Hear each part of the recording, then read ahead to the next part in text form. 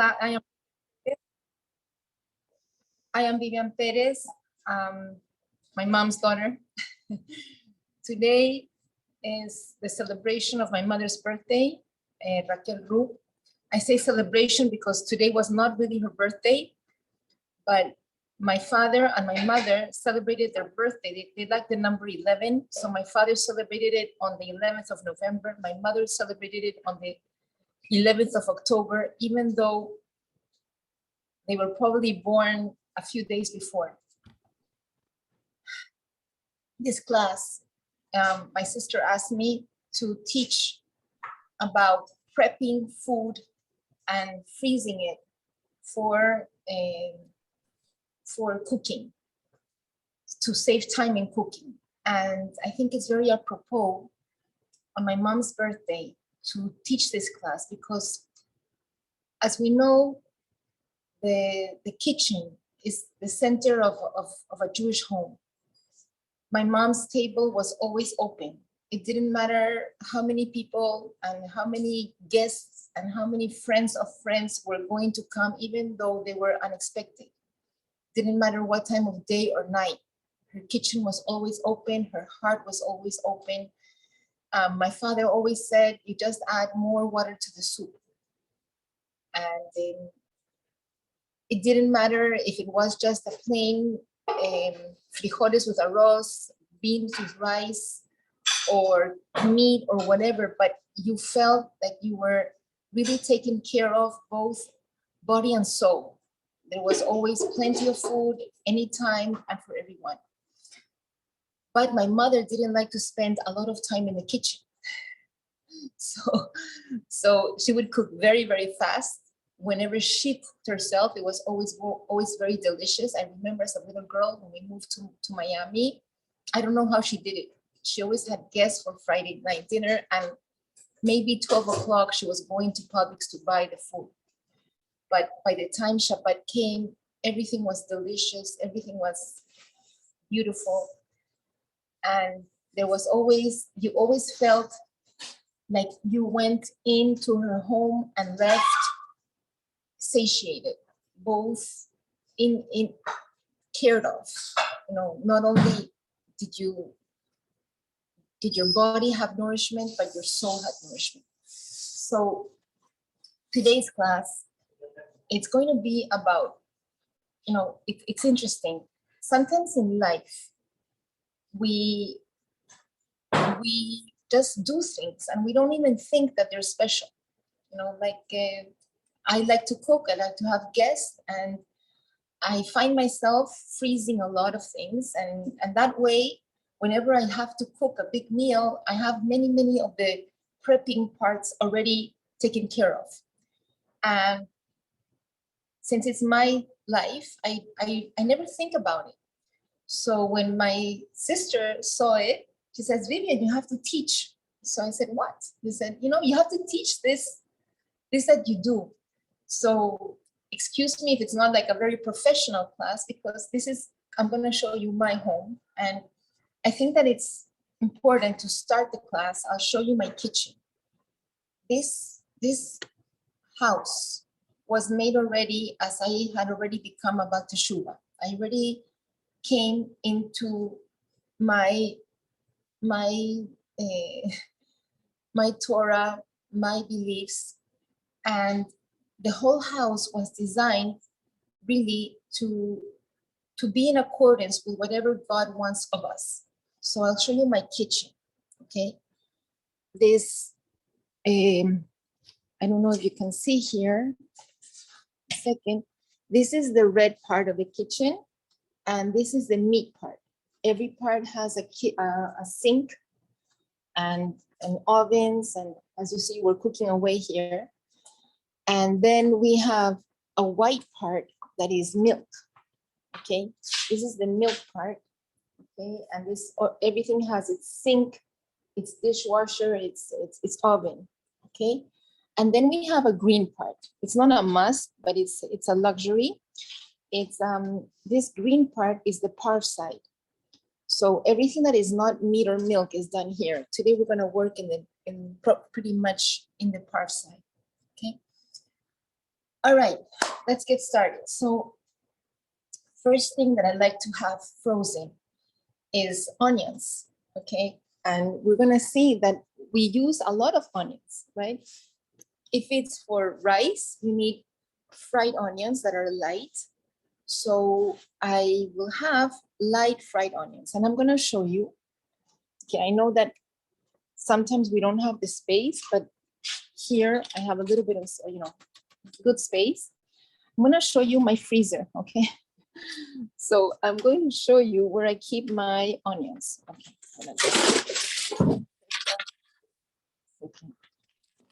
Everything that I freeze, I pretty much freeze it in Ziploc bags. Now I know if you're more healthy conscious, you would like to use other things.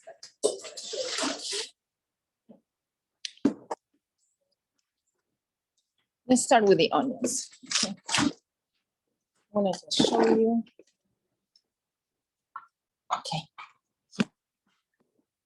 So here we have onions as they come, right? We have the yellow onions, okay? And then we're gonna cut them up, okay? Here they're all cut up, so you can see. We cut them up like this. Then I will put them in a food processor, okay? Until they are puree, okay? And we can do some of that also, but I'm gonna show you that I will keep frozen onions, and I will put them into these bags.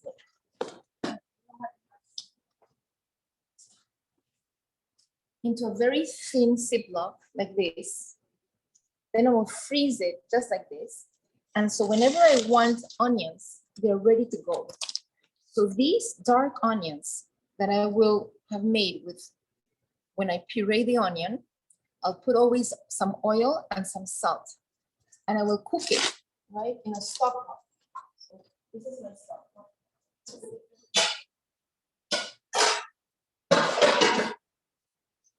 I will cook it in a stock pot. If time permits, we'll do some, okay? I'm just gonna walk you through all the things that I do. And I just put some oil and salt. I love this. This is one of the kitchen gadgets that I love. Okay, it's from Joseph. And then I will just leave it on for almost like an hour.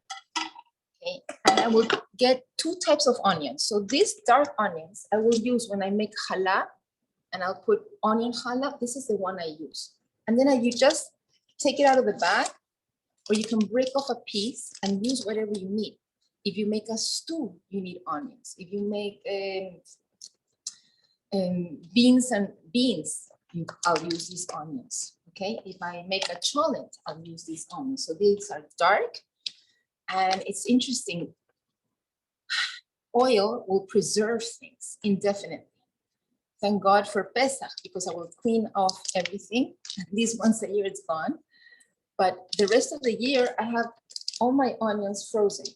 Of course, it doesn't last too long here. But I'll make two types of onions. So I'll make the dark kind, and I'll make a light kind of onion. Okay, the light kind of onion is I just don't let it cook so much. And this light onion I will use in my everyday rice, right? Because rice doesn't require very dark onions. It's frozen, everything's frozen. And I'll just take a little piece and I'll make, this will be like for a cup of rice. I'll use this light onion, okay? I will also freeze onions in bigger parts. Like if you want sauté onions to make with just a stir fry, and I wanna have the part of the onions ready, that's also perfect. You can do just the onions of the stir fry and have it also frozen, okay? All right, so that's for my onions. Okay. I also freeze garlic. So I know some people have told me, you know, Vivian, now they sell garlic already frozen in little cubes. Okay, but I like to make my own. I like to know my ingredients. I like to use very fresh ingredients, and I like to know the quality of the food that I eat. So I make my own garlic, this is the very light onion that I keep for rice, okay? Like later on, I'm gonna make a rice, I'll use this. And this is garlic. It looks pretty much like the onion. So this is garlic. Again, I put it in the food processor until it's puree, and then with some oil and salt again, I'll cook it lightly, and then I'll put it in these little Ziploc bags. And then I always have my fresh garlic that is already fried, okay? So why do I do this? Because it saves a lot of time in the kitchen. A lot of time because often we are just cutting up onions, cutting up garlic, and then everything smells. And so we save on that time, okay? All right, so let's go on. What other things do I make? Okay. All right, so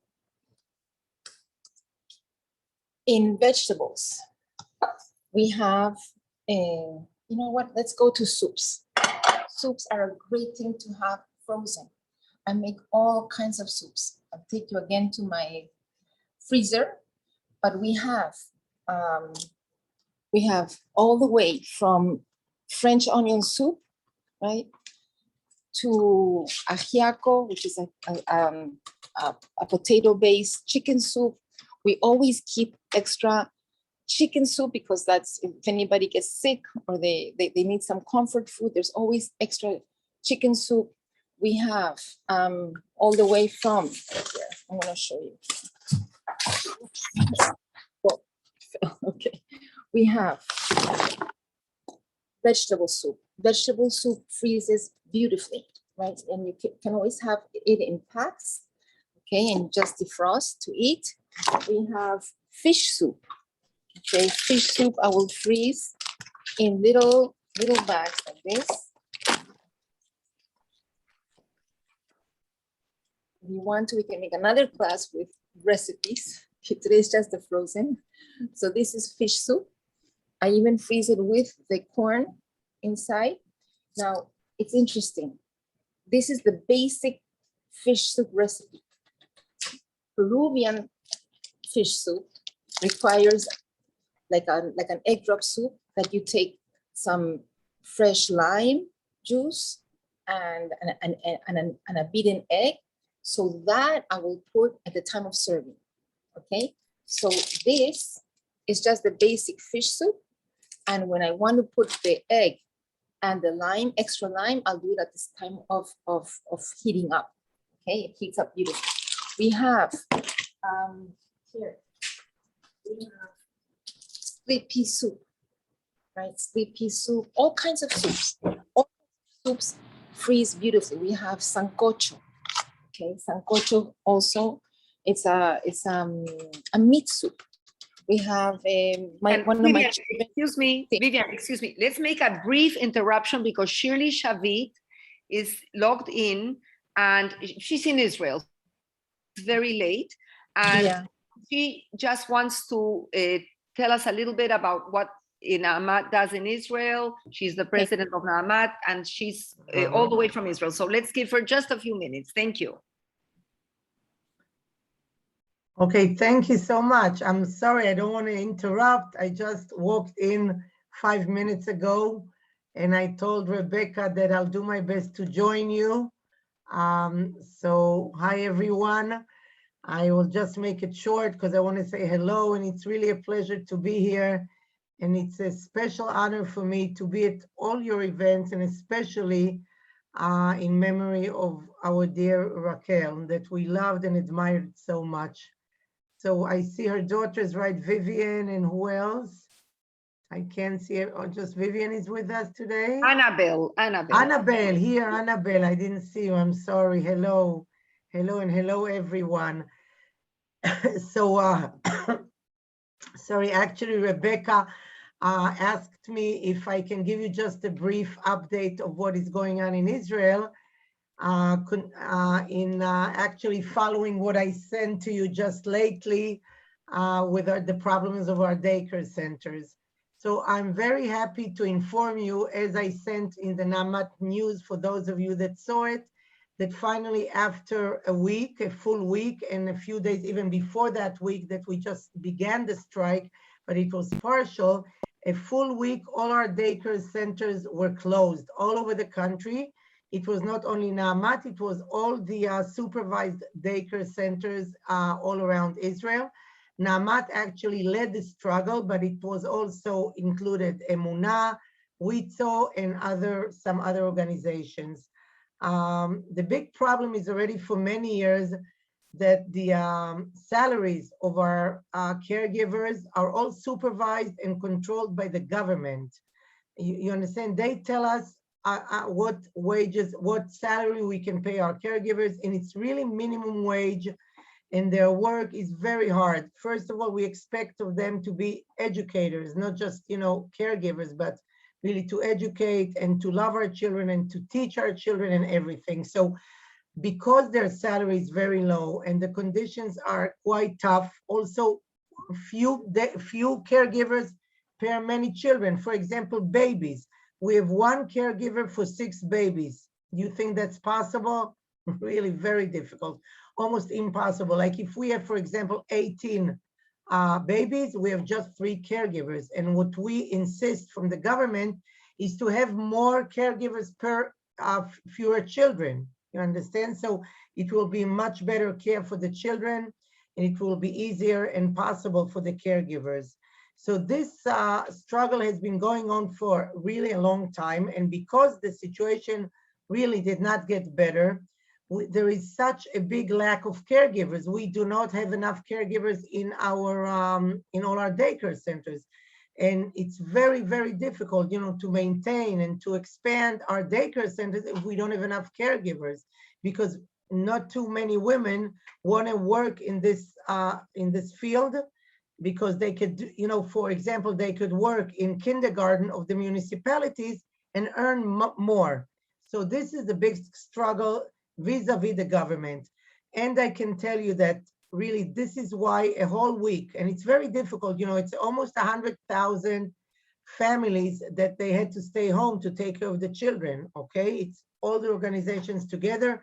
In AMAT, we have about 15,000 families, and they had to stay at home. They could not go to work because they had to take care of their children. But we had no choice. And finally, I can tell you that after a full week that there was a full strike, the government agreed finally to negotiate with us, and they came to some kind of a resolution. There is no, I don't see, I don't want to just get into all, all their agreement and all the details.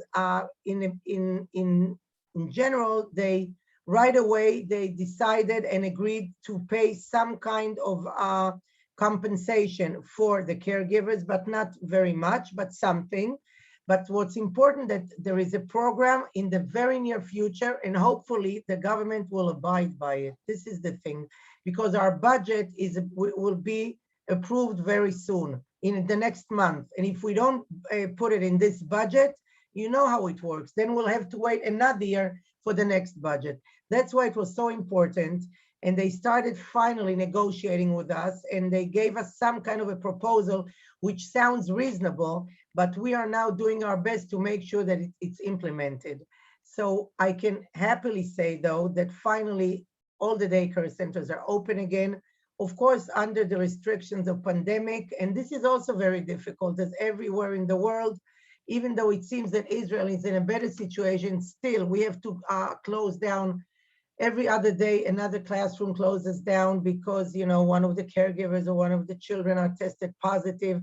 Very difficult to run such a big network in these days. But this is really an update of what's going on. It's hopefully, we have to be optimistic. Everything else in AMAT began, the schools, the youth villages, and also the daycare center in memory of Raquel Rub has been renovated, okay? Vivian and Annabelle. where is Annabelle? Here, I was looking for you. Vivian and Annabelle, I really hope that very soon your family and you'll be able to come to Israel. We'll go together to the daycare center in Hulon. It has been renovated, and we will put the plaque, and I'm really very happy for the children, and it will be, we did our best. And we began the school year with all the challenges and everything. And hopefully, you know, things will get back to normal as soon as possible. And how are you all doing? How is it in Florida? How is the situation?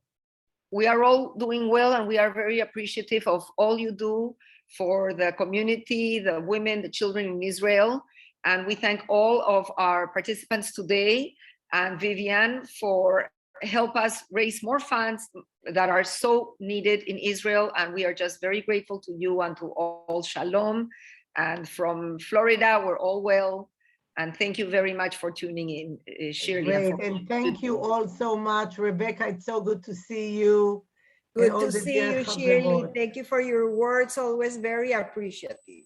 Thank you all so much. And we really, really hope that, you know, we're all the time optimistic, even though it's too long of a time already, but we really hope. I see Debbie Cohen. Hi, Jen. I see all of you.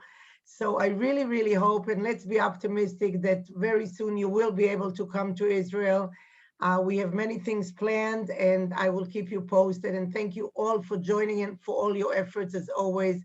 Keep well and healthy, and Shana Tova to everyone. I'll stay tuned in a little bit, and then I might close the camera because I'll get organized, but I will listen to you. Thank you. Thank Amen. you so Vivian, much. thank you. And please continue. Thank you, Shirley. Okay, welcome back. All the best. Very much. Okay, excellent. So it gave me time to actually make the onion. Okay, so I actually took the onion and we pureed it like this. And we're going, as we give our class, we're going to cook it. Okay, so we're going to put it in there. Okay, you can see here. Okay, and you know there's different theories about oils, which are oils that are good for frying. So if you're very concerned about health, they say that we should use a high heat oil. Okay, and this is avocado oil. Some will use other high heat oils, and you can use also light olive oil if you like. I'm going to use for this just like this amount of oil, and maybe later we'll put a little bit more, and some kosher salt. Okay, salt like this. Okay, and we turn on the heat, and we're going to cook it. Okay, so we're going to take out our two kinds of onions from here. Okay, also now we're going to go into our tomatoes. There's many things I do with tomatoes. Again, for stews we need tomatoes. If we're going to make a pizza, we need stewed tomatoes. And as you can tell me, you know, Vivian, I'll just buy my stewed tomatoes. Again, I'll tell you, I like everything in-house. I was born in Peru, and when I was a little girl, everything was made at home. So I like to make my own stewed tomatoes. I love these cherry tomatoes. I like to buy them in Costco, the organic ones. Usually on Fridays, they have the organic cherry tomatoes, and we cut them in two. Okay. And we're gonna just demonstrate, okay, our tomatoes here. Maybe you can see. Okay. After we have cut them in two, here. Why do we cut them in two? Because for kashrut purposes, we always have to check that there's no bugs in our vegetables. Okay. That's why some people, if they want to eat at a vegan restaurant, and they say, okay, anyways, if it's vegan, it's kosher. There's another kashrut is not just cleanliness. There's another level where we are watching out for worms or insects. Okay, we're not allowed to eat insects. So that's the other level. So when all the cherry tomatoes are cut in two, you can check them. After checking them, here I have pureed mine. Okay, I've pureed mine here. Okay, we just turn it on just for show.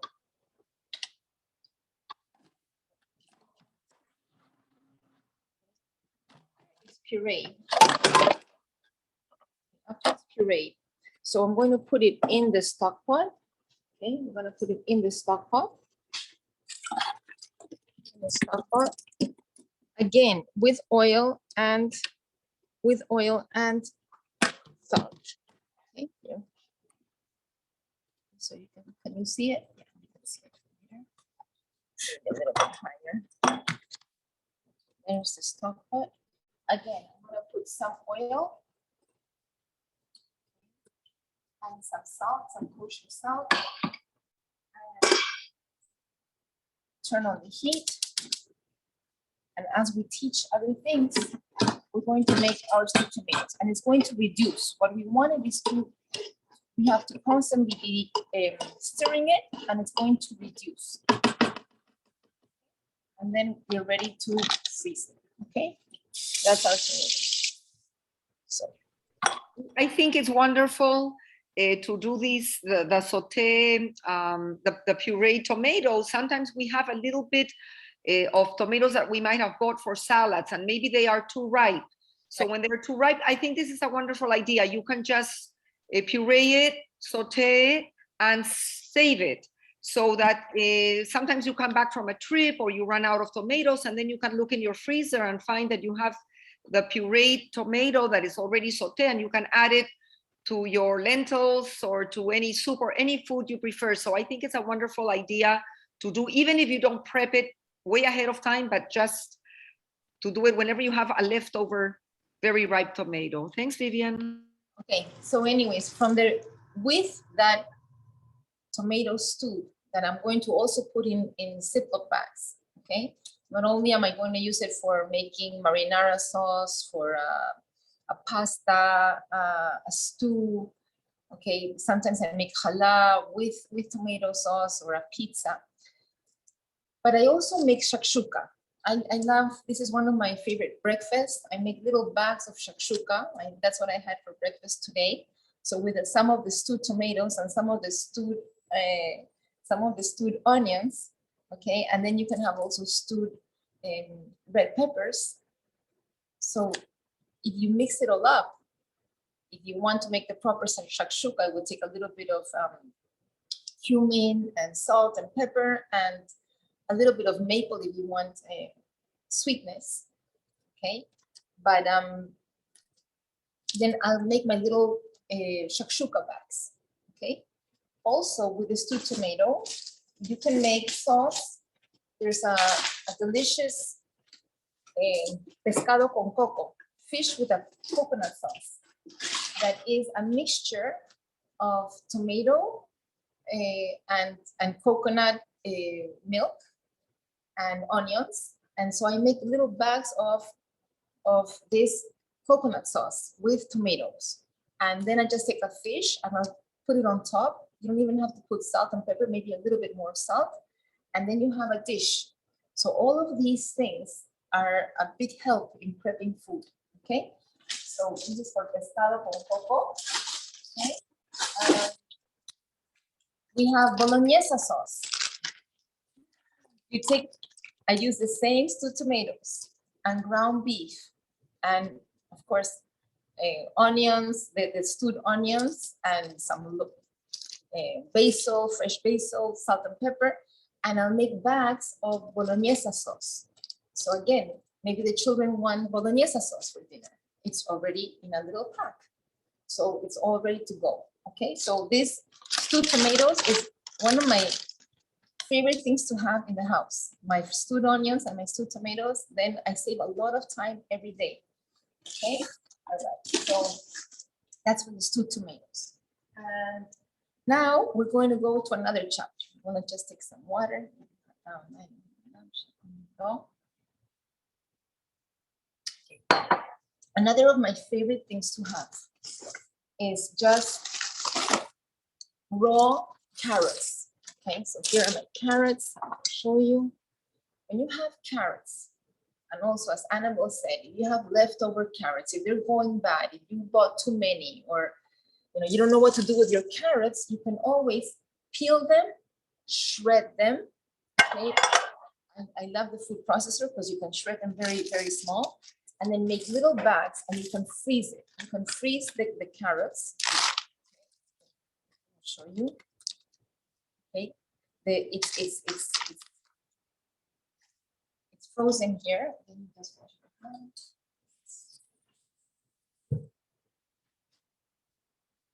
So with these carrots, I added for the shakshuka. I added for pea stew. I added into cholent. I added into what else takes maybe some beans will take some of this. So I always have shredded carrots also. Okay, this is a great thing to have. In veggies, okay, I also, if I have leftover mushrooms, the mushrooms that you're not using, slice them, lightly saute them in a little bit of oil and salt, and freeze it. You can freeze them into little bags, and whenever you want to put extra mushrooms in your pasta, in your salads, in your chicken, it makes them more interesting. It's already done, okay? All right, so another thing that I love to have, and it's a must in my house, it's ají, okay? So ají is the hot pepper, okay? And we use a lot of it. We use it in ceviche, in escabeche, in papa la huancaína, in all these dishes that I love to put ají in soups. And I already have it pureed. Okay, this doesn't need any cooking. It's just puree, and I have it in a puree form in Ziploc bags, ready to go. So whenever I need ají, it's ready to go. Okay, all right. So Vivian, the nice thing of all these things that you do from, they don't have any preservatives, because usually when you buy them in the store, even if they're frozen or they're pureed, they all come with preservatives and colorants. So this way it's safer, healthier. And one thing that you can add is to use a permanent marker to write down on the bag what it is and the date when you pack it. Yeah, and I tell you, sometimes I put what it is in a tape, in a masking tape, but then you should really cover it. I'll show you. You have to cover the masking tape with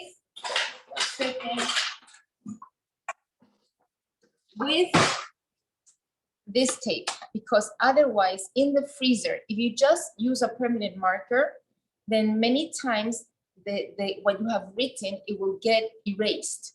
If you put on a tape, okay, and then you cover that tape with some of this, I don't know what you call this tape, Scotch tape, big Scotch tape, okay, then it won't get erased, okay? That's what I usually do, all right? So now we're going to go into another chapter. Another chapter is beans. All the wonderful things that you can do with beans. Packing tape, thank you so much. Thank you. Packing. So now I'm going into my beans. I'm just going to stir. 1 second. I want to add one more tip. Somebody just wrote packing tape is what you can use for the labels, but when I use the marker, the permanent marker on the dry bag before I put any food, that's when it takes best. So you can make sure you use a stronger, thicker permanent marker and try to label it before you apply the food. Once you put the food in or it's cold, then it's very difficult and it might erase very easily. I have tried that, but anyways, sometimes it gets erased. So anyways, on top of that, you should put the packing tape. That's it. At least I'm showing you what I do, and that's what works for me. Okay, now we're going into beans. Okay, beans are healthy for you, very wonderful. And I have all sorts of beans frozen. Okay, I will show you. So I have little bags of, these are from scratch that we have let sit in water for overnight. These are garbanzo beans, and then we boil them. And with some of the water, we pack, okay? We pack little bags. Garbanzo beans, once they're like this, with a little bit of water, whenever you want fresh hummus, telling you, I only learned this when they made this hummus place, I think in Hollywood. I think it's called, I don't know what it's called now. I think they changed names. and you went into this restaurant that was only hummus. Rebecca has been there with me and Matilda, right? And with my mom. And they have this big pot of hummus that is hot. It used to be called Happy. Happys. Now I think They closed, but they have a replacement for it. Yeah. Good. They have also Hummus Factory. hummus factory. So whenever you want hummus, they take from this pot that is permanently hot, because they're just like the garbanzos that are cooked in water. And then at the moment that the client wants it, then they will blend it, and then they will serve it. So I was reading about hummus, and that's the best kind of hummus, the one that is with the beans that are warm, and then you blend it and you serve it. You have to try it because it has a whole different taste. So ever since then, I keep always chickpeas that are boiled with some of their water that has been boiled in packs. If I want hummus, ready to go. You just add some of the tahina and oil and garlic and cumin, and it's ready to go, okay? For salads, also, it's wonderful, okay? You can make a garbanzo salad, okay? So these are the garbanzos. Now we also have navy beans. I adore navy beans. So navy beans, I also keep already stewed, already that are boiled, and with some of the water in little packs. And with this, you can make wonderful salads. There's also like a tahina dressing that you put on it. It's wonderful, okay? My children, I have some of my children that adore beans. They want beans with rice. So I keep different kinds of beans with rice. There's some that these are parve, okay? These parve beans with rice, and I will leave them either whole. These are like the Cuban beans with rice. They only have some cumin and a little bit of the stewed onion and salt and pepper. These I can serve also with rice. That's a meal. Or if you want, you can blend it, and then you can use it for quesadillas, for burritos. So I always keep extra black beans or some of the red beans or Central American beans for burritos, for that. I also do, I love also the black beans with the, how do you call it? Some of the meat, that you brown some meat with bone, like the flanque. And then that's another kind of black bean that I will keep also frozen, okay? Also, when you're making a Shabbat or a big meal, you already have a few things already pre-cooked, okay? So beans are a wonderful thing to have, okay? All right, so now, okay, we've already done that. Okay, now we're going into lemon and lime. Look, in my home, we use a lot of lemon. I think every week I buy packs and packs of lime. And Annabelle was saying that we don't have any preservatives. And I really encourage you, when you make fresh made, if you have time, it really helps in helping yourself and your family to have an advantage in health. Okay? If it's possible. Sometimes it's not possible. Stirring these, there we go. All right, so with lime, we have always packs of lime. I make two types of lime, the green and the yellow, okay? And fresh lime can be frozen, and then you unpack it when you want to use it for salads, when you want to use it even for ceviche, that we think, oh, it has to be fresh. It's not true. Frozen lime is also great for ceviche. You cannot tell the difference. Lemonade, okay? And I always have packs and packs. Now I don't have any because I've used them all, but we just bought a lot of limes to make. So we make just the juice of limes, and we also, again, in Ziplocs, and I freeze them, okay? So that is the limes. All right, I'm just checking off what we do. Okay, other fruits that you can freeze. So as Latin people, we love maduros, okay? But sometimes you can't find maduros already that are ripe in Publix or wherever you buy them, okay? So I buy maduros, I buy the plantains, I let them ripen, okay? And then how do you freeze it? You just take a Ziploc bag. When it's very, very ripe, these I think still need a few days more to go, okay? But I just take a Ziploc bag. I mean, usually I just wash them, okay? Just today for show. And you just put them in, that's it. You don't have to do anything. Just put them in, okay? Seal the bag, and this is how you freeze plantains.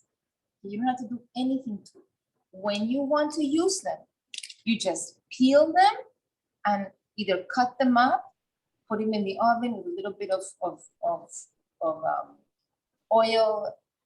That's all it needs, okay? But this is the way to freeze them. If you want to make them whole, you just make a slit and put them in the oven or the barbecue. It's done. Plantains don't need anything more. Bananas for cakes.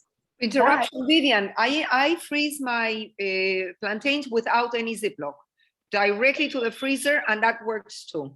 And just peeling off the top skin, just the upper part, leave the rest, and you put it in the toaster oven, and you have the best baked plantain. It's so delicious.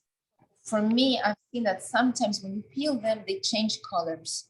Okay, so I like to keep them like that with their peel. Sometimes to me, sometimes it will change colors.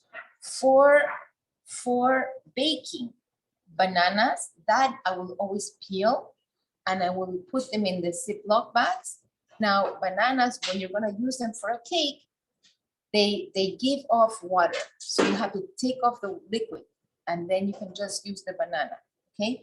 Other fruits, my sister Mommy, I use the liquid in the bananas in the cake and it comes out more moist. Oh, okay, thank you. Okay, good. Okay, we have all these cooks in the family. Good. Thank you, Mamita. I didn't know. Maybe that's why my banana cake is not as good as yours. Thank you. That's Vivian's daughter, Chef Estercita. Okay, my sister has a mango tree. She gave me tons and tons of delicious mango. We cut them up and we enjoy them indefinitely. Like you put them in Ziploc bags and they were great. Maybe you want to make a mango puree, a mango compote, a mango juice, or just eat them and so they're frozen, okay? So, all right, that is for the fruits. Okay. I'm just checking off everything I do. All right. Another thing that I freeze is meat, okay? Because I like to host and if I cook everything or every dish that I serve the same day, sometimes I have to do it, but it's a long process. So I like to keep frozen cooked meat, my ribs, barbecued ribs. I will bake them and freeze them. Even a whole turkey or even turkey legs that are cooked, you can freeze, okay? A barbecue chicken. Also, here I'm going to show you, we keep Schnitzel. It's raw a chicken Schnitzel. I freeze it. First of all, you have to freeze it individually so it doesn't stick. 1 second. This is the chicken Schnitzel, and I'll take some out so you can see. Chicken Schnitzel that has been, I put fresh garlic, salt, pepper, and then I use cornflakes crumbs and we bake them. I don't fry my Schnitzel, but I freeze it individually on a parchment paper. And then when it's frozen, then you can put it all together, it won't stick. At the time of baking, you just put it on a parchment paper, if you'd like, a little bit of spray, or oil spray, and bake it, and it's delicious, okay? So Schnitzel we keep, all right? And all kinds of meats. We have anywhere from hamburgers, raw hamburgers, quipes, raw quipes, all of that. I always try to keep it there. Okay. Vivian, Yeah. I just want to thank you. I'm going to have to disconnect because I have a class to teach. Is it going to be taped? Yes. Perfect. Thank you so much. Thank you, Marcia. Thank you. Okay. All right. So another thing that we keep is breads. Okay. So we have anywhere from challah. Challah freezes beautifully. So a tip to challah freezing is don't let it get cold.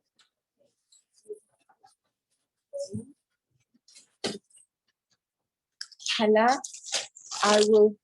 this is already from the month of Tishrei. This was my challah.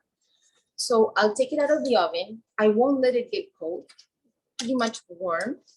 I will put it on aluminum wrap, okay, very, very close. And then a bag, okay? And then you can freeze them and it won't get freezer burned. So that's the tip for baking, for freezing challah. Vivian, What? can I ask you something? Yeah, sure. Yeah, I can hear you. Somebody's asking a question. Hola, Valerie. Sí, hola. When you do that, the challah in the oven and I wrap it, there's moisture. Do you do anything about that? Can you hear her? ¿No me escuchas? Aquí, ahora te escucho. Go ahead. Bueno. I can't. She mentioned something about it holds moisture when you freeze it. I take the challah out of the oven. If I wrap it in the foil, there's moisture on it. Yeah. Okay, so don't wrap it when it's hot. Let it cool just a bit, just a bit, and then freeze it. Okay. And when you're gonna warm it up, you take off the bag and then stick it in the oven, put it in the oven with the aluminum. Okay. And then what I have found is that when you take it out of the oven, I reheat it in 230 degrees. And what I have found is that it comes out as fresh as if it was done that day. I love to do my challah that way. Okay? Vivian, explain how you serve it warm at the Shabbat table. How do you keep it warm? You are kosher, so explain to everybody how you keep it warm and serve it so nice and warm, please. Okay, so that's why when I make my challah and then I let it cool just a little bit, I put the aluminum wrap and a bag and then I freeze it. Okay, it can be also indefinite. When you're ready to heat it up, I will only take it out right before I light my candles, or maybe sometimes half an hour before, or maybe an hour before, but no more than that. And I will put my oven in 230. So it's a warm oven. It's not very hot. Taking out the bag, discard the bag, and just leave the aluminum. And I leave it in the oven till the time that we're ready to sit in the table. When we sit in the table and we do the kiddush, then I take it out of the oven. I always keep the aluminum on. And so when my husband cuts it up, he burns his hand. He can't even touch it because it's so hot. Okay, so that's what I found that is great. I don't let it defrost for hours on end. Okay, I just stick it in the oven right before Shabbat. Okay, all right. So another thing that you can leave also, now they have told me that it's very much in fashion to also serve sourdough bread. Okay, so I buy sourdough bread. I like Zach's myself. Okay, I like the olive and satar bread. And I also put the aluminum on it. And I also will put it on the Shabbat also for 230. Hold on a second. Here's a sack, the baker bread. Okay, and just like this, taking out taking out, discarding the paper. I will stick it into the oven also in 230, and it's also wonderful to have for Shabbat. Okay, so all kinds of breads are baguette and all else are great for Shabbat. Okay, so what else can I freeze? So when it was we were hosting my mother and her friends and the family during the pandemic, we used to make Sundays here. So arepas, yes. We freeze arepas, and you can buy also pan de bonos, and there's a wonderful lady, Malgi, that you can buy pan de bonos. We can give you the number, she's wonderful. Okay, anyways, we were making gnocchis. So gnocchis, my daughter Esther taught me that the best gnocchis are not from boiled potatoes, but are from potatoes that you bake, okay? So from the potatoes for the gnocchis that you bake, I said, what am I going to do with the peel? So I would cut it in half, take out the meat from inside, right? The meaty part from the potato. And this I will use for potato skins. The potato skins that are already baked, you can freeze. So I freeze them in a bag, and whenever they want, whenever the family wants potato skins, they're ready to go.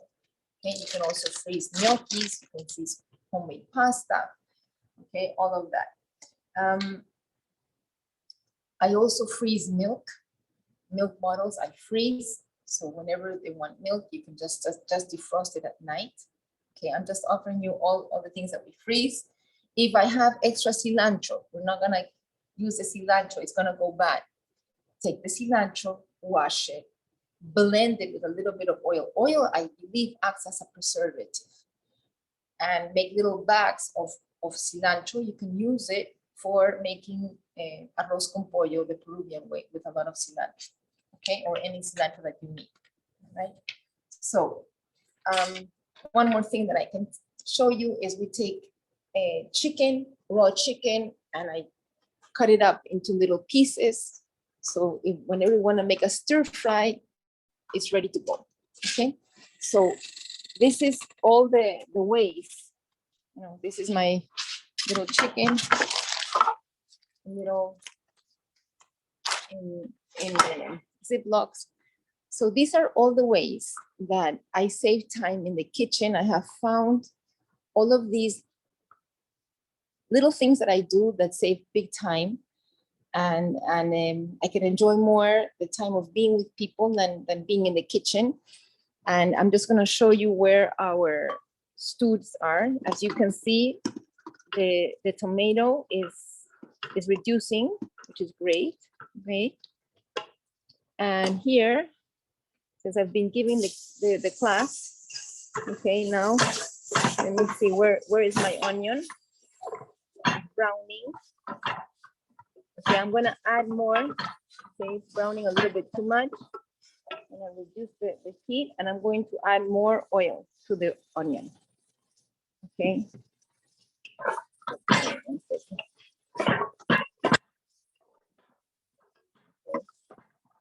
So from here, I'm gonna get my 2 kinds of onion. Okay. All right. So, ladies, I hope that you have enjoyed this class. It's a different type of class. It's coming into my home, and I'm showing you my tricks, what's behind the curtain. Okay, yes, Rebecca, go ahead. Unmute, Rebecca, unmute. Sounds amazing, Vivian. Thank you so much. But one question: when do you have time to do all that you do to freeze and have it ready for the next time? It always helps to have a little bit of help in the kitchen, but it's interesting. Even if you do a little bit, right? Even if you do a little bit, it saves big time, because when the times for the party comes or Shabbat comes, if I haven't prepped before, it takes a lot more effort. So even if you do a little bit, or whenever you have extra of something and you just puree it and fry it or saute it and freeze it, it's a big, big help. Sometimes I take like extra, you know, I don't like to use the awesome, the consommé, even the one that doesn't have MSG. I'm very sensitive to it.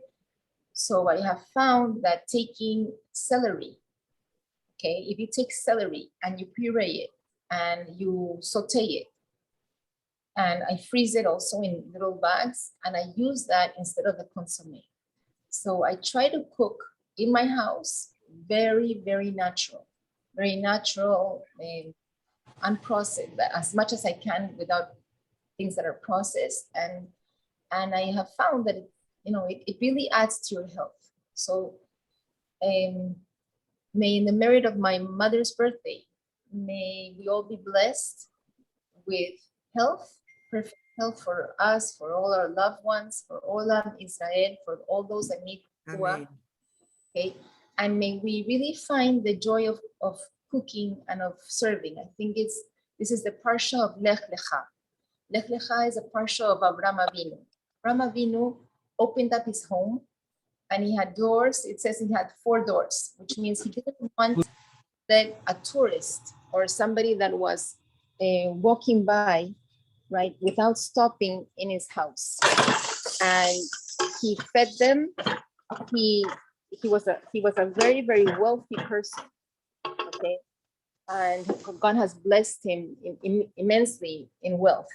Yet the mitzvah of Hachnasat Orchim, of having guests, is so cherished by God, because it says that in every other mitzvah, we are doing Hashem's work. We are being his emissaries.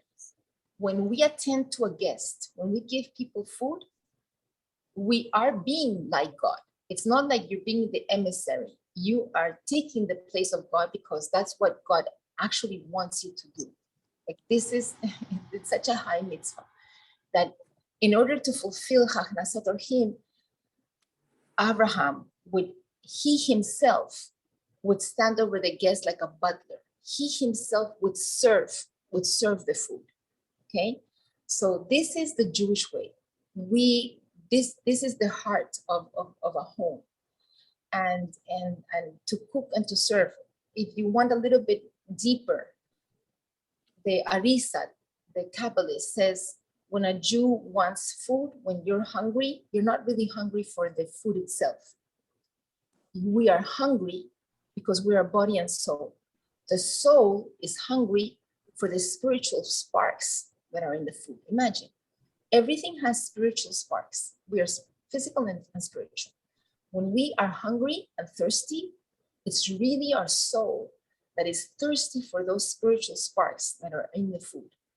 So that's when, you know, it entails to make a blessing on it. It entails to make it in a kosher way. There is a kosher way to cook. It's a kosher way to eat. And as Nachman of Breslov, the great rabbi, says in his book, Anatomy of the Soul, everything about eating, not only what you eat, but how you eat. Are you bending over to the food, or is the food coming to you? Am I eating to gorge myself, or am I eating as comfort food, or am I eating to have nutrition, so to achieve what I have to achieve in life? What is my purpose for eating? So all of that is what influences and affects our soul deeply. Okay, so eating is a big part of ourselves, and it has to be elevated. And I'm here for you. Any questions? Vivian, thank you so much. You are an inspiration in every way of the world.